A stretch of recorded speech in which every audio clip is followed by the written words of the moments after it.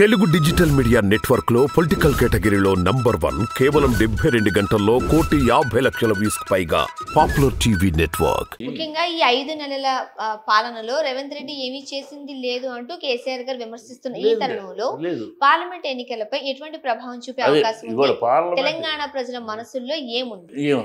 తెలంగాణ మనసుల్లో ప్రజలు బాగా రియలైజ్ అవుతున్నారమ్మా. కేసీఆర్ గారు ప్రయాణం మొదలెట్టినాక వీళ్ళకి వణుకు పుట్టింది.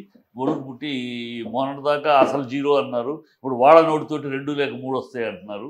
ఇది వాళ్ళకి వణుకు పుట్టింది. ప్రజల్లో ఒక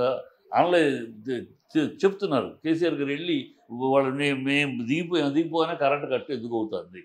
ఇదే కరెంటు కదా, 5 నెలల క్రితం కూడా ఇదే కరెంటు కదా, మరి ఒక్కరోజు 10 ఏళ్ళలో ఒక కరెంటు పోలేదే, ఇవాళ ఎందుకు కరెంటు పోతుంది? వాటరు ఒకనాడు నీళ్లు ఆగలేదే, సప్లై ఎందుకు ఆగుతుంది?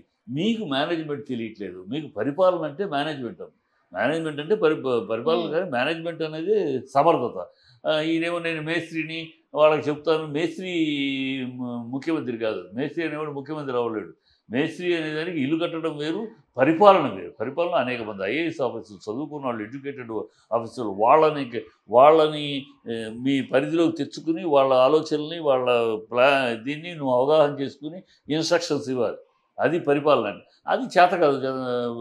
అదంటే అందరికీ వదిలేశాను, మీరు దోచుకున్న దాన్ని నాకు ఇవ్వండి, నేను కేంద్రానికి సెంట్రల్ ఆఫీస్ ఏఐసిసి పంపించుకోవాలి మూటలు. ఆ మూటలు మ్యాటర్ తప్పితే మూటలు ఎన్ని నెలలో ఎంత తయారు చేయాలి, ఎంత మూటలు పంపించాలి, ఈ తాపత్రయం తన పదవి నిలుపుకుంటా తప్పితే ఆయనకి ఏమాత్రపు అవగాహన లేదు. ఇవాళ ప్రజలు పూర్తిగా ఈయన ప్రయాణంతో ఆయన విశదీకరించి చెప్తున్నారు. కేసీఆర్ గారు ప్రతి చోట వెళ్ళి విశదీకరించి చెప్తున్నారు ఏం జరిగింది దీన్ని.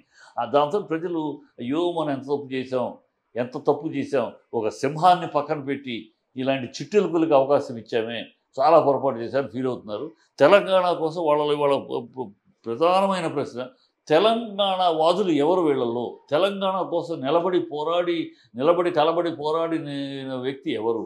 ఒక వ్యక్తి ఎవరిని వాళ్ళని అడుగుతారు. అడిగితే సమాధానం వాళ్ళకి వస్తున్న సమాధానం వాళ్ళు అడుగుతూ ఉంటాయి ప్రజల్లో. తెలంగాణ కోసం ఏనాడు కాంగ్రెస్ నిలబడలేదు. కానీ కాంగ్రెస్ పార్టీ తెలంగాణ ఇచ్చిందని కూడా అదే దాన్ని ప్రజలు ప్రశ్నిస్తారు. ఏనాడు ఇవ్వలేదు.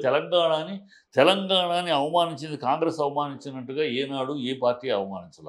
తెలంగాణ పివి నరసింహారావు గారు ఒక పిఎం అయితే, తెలంగాణ నుంచి దేశానికి పిఎం అయితే ఆయన్ని అవమానించింది కాంగ్రెస్ ప్రభుత్వమే.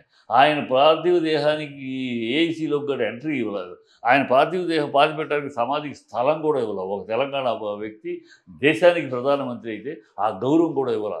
మేము కేసీఆర్ వచ్చినాక ఇక్కడ ఆయనకి ఘన నివాళి ఇచ్చాం. నెక్స్ట్ అంజయ్య ఒక తెలంగాణ ముఖ్యమంత్రి. తెలంగాణలో వ్యక్తి ఆంధ్ర రాష్ట్రానికి, యునైటెడ్ ఆంధ్ర రాష్ట్రానికి ముఖ్యమంత్రి అంటే అలాంటి వ్యక్తిని నేను పగలు అందరి ముందు ఎయిర్పోర్ట్లో ఘోరంగా అవమానించి ఒక చీఫ్ మినిస్టరే ఎవరయ్యామని ఓన్లీ ఒక ఎంపీ, అతను ఏమీ కాని ఎంపీ, ఒక రాజీవ్ గాంధీ, ఓన్లీ పార్టీలో ఎంపీ, పార్టీ ఉన్న అహంకారంతో ఆ తెలంగాణ వాదిని అందరి ముందు అవమానించాడు. ఆయన క్షోభపడిపోవం ఎంతో క్షోభపడ్డాడు అంజయ్య. సో ఇట్లా తెలంగాణ. నెక్స్ట్ తెలంగాణ బతికుండగా తెలంగాణ రానివ్వనని వాగ్దానం చేసి సవాల్ చేసి అడ్డుగా నిలబడిన వ్యక్తి ఎవరు? 10 ఏళ్ళు వైఎస్ రాజశేఖర రెడ్డి. ఎవరైనా కాంగ్రెస్ సీఎం. తర్వాత తెలంగాణ వాదులు మాట్లాడుతూ ఉంటే అసెంబ్లీలో నోరు ముసుగురు పడి దిక్కులతోటి చెప్పుకోండి, తెలంగాణ వాదం ఎక్కడ మాట్లాడద్దు, మీకు దిక్కులతోటి చెప్పుకోండి అని అవమానించి మాట్లాడింది ఎవరు? కిరణ్ కుమార్ రెడ్డి. ఎవరు సీఎం అయినా కాంగ్రెస్ సీఎం. సో వీళ్ళు ఏనాడు తెలంగాణని గౌరవంగా, తెలంగాణ వాదులను కానీ తెలంగాణ వాదాన్ని కానీ గౌరవించింది కానీ ఎప్పుడు అవమానించారు. తెలంగాణని అవమానించడం తప్పి ఏనాడు వీళ్ళు చేయలే. బీజేపీ ప్రజలు అనుకుంటున్నమాట బీజేపీ ఎప్పుడో ఒక ఓటు 2 స్టేట్లోని వాగ్దానం చేశారు. బీజేపీ ఇవ్వలేదు. సరే అప్పుడు అధికారం రాలేదు, వాళ్ళకి అధికారం ఇవ్వలేదు అనుకుంటే నెక్స్ట్ అధికారం వచ్చింది 2000లో. వాజ్పేయి గారు సీఎము, ఆయన అద్వానీ గారు హోమ్ మినిస్టర్. ఆనాడు ఆయన దగ్గరికి ఈ టాపిక్ తీసుకెళ్ళిన బృందంలో నేను కూడా ఉన్నాను. ఆ టాపిక్ తీసుకెళ్తే ఆయన ఏమన్నారు అప్పుడు? ఇది చంద్రబాబు ఆమోదం లేదు, చంద్రబాబు దీన్ని వ్యతిరేకిస్తున్నాడు, చంద్రబాబు వ్యతిరేకిస్తున్న విషయాన్ని మనం కనుక బయటికి తీస్తే ఇప్పుడు చంద్రబాబు తప్పుకుంటాడు కూటమి నుంచి తప్పుకుంటే మన ప్రభుత్వం పడిపోతుంది, వాజ్పేయి గారు పీఎం గారు దిగిపోవాల్సి వస్తుంది కనుక అందరూ మూసుకోండి అని ఇండైరెక్ట్గా ఆయన వార్నింగ్ ఇచ్చారు.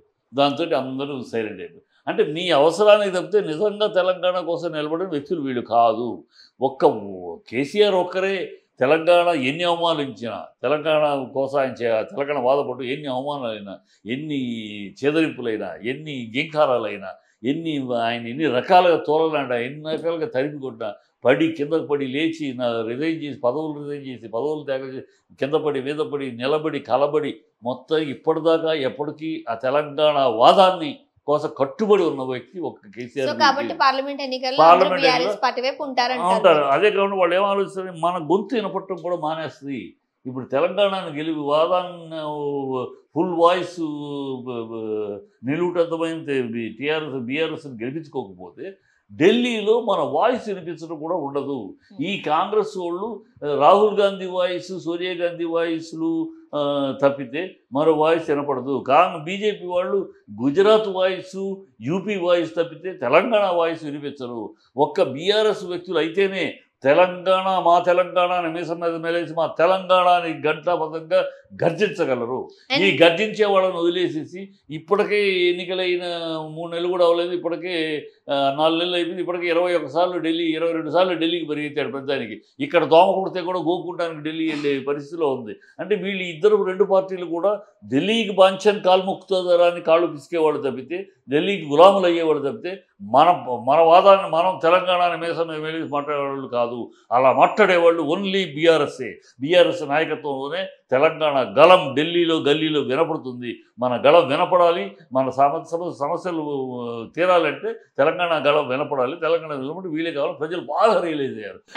ముఖ్యంగా మనం చూడొచ్చు దేశవ్యాప్తంగా ఈ రిజర్వేషన్ల రద్దు అనే అంశము హాట్ టాపిక్ అయిందండి.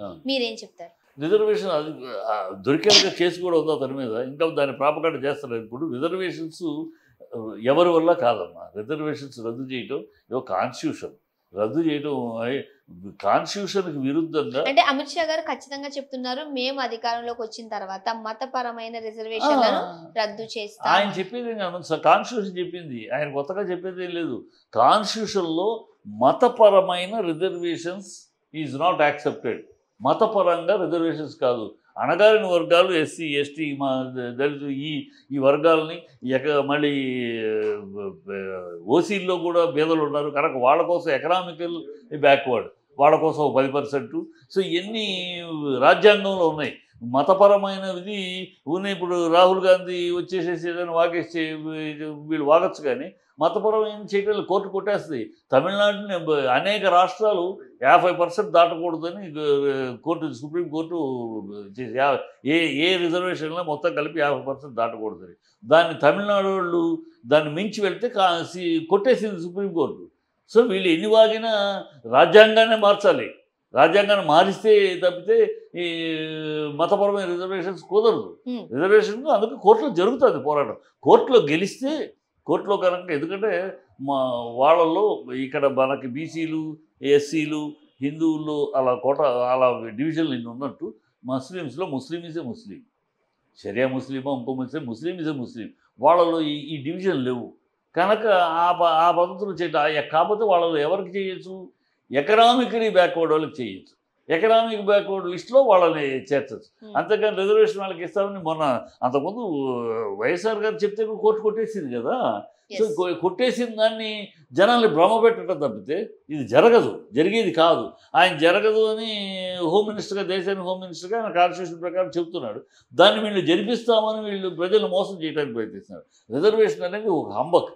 రిజర్వేషన్ ఎవరి వల్ల, సుప్రీంకోర్టులో ఉన్న అంశం ఇది. ఎవరి వల్ల నువ్వు నేను ఏ పార్టీ కూడా దమ్ముగా ముందుకు వెళ్ళలేదు. ఇంతకుముందు వెళ్ళిన ప్రభుత్వాలని అభిశంసించింది సుప్రీంకోర్టు, మందలించింది. ఇది జరగడం కుదరదు అని మందలించింది. కనుక ఇప్పుడు ఎవరు వెళ్ళినా కూడా అదే జరుగుద్ది. ఆల్రెడీ కోర్టులో పెండింగ్లో ఉంది, కేసు వాదనలో కూడా ఉన్నాయి.